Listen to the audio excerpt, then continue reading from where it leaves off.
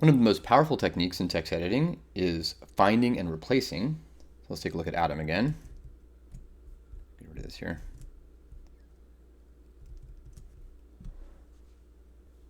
Suppose we wanted to find every occurrence of the word sample.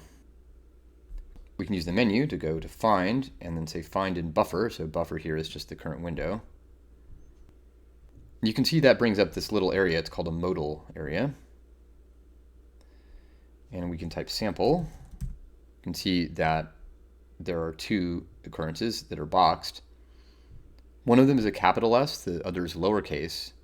That's because by default this find is case insensitive, but you can use the little icon here to change that. Now it only matches the second one.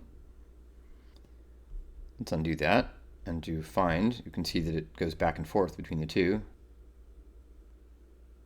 You can also see here from the little tooltip that popped up that Command G is the command to find the next one. So that's a really useful keyboard shortcut. Typically Shift Command G goes the other way. And again, this is the kind of thing that works in lots of web browsers and lots of other applications. In this case, we can also replace. Let's replace the word sample in the second case with example. So we do find the first one, find the second one. Now we can click replace, and that will replace this occurrence right here. Like that. And you can see now there's a circle indicating that the file's been modified. We can save it as usual. Now we're good to go.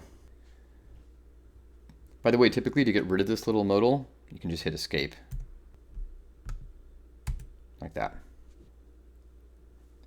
As usual, there are lots of options, so I recommend using the menu items to explore the possibilities and then use the hints to learn the keyboard shortcuts.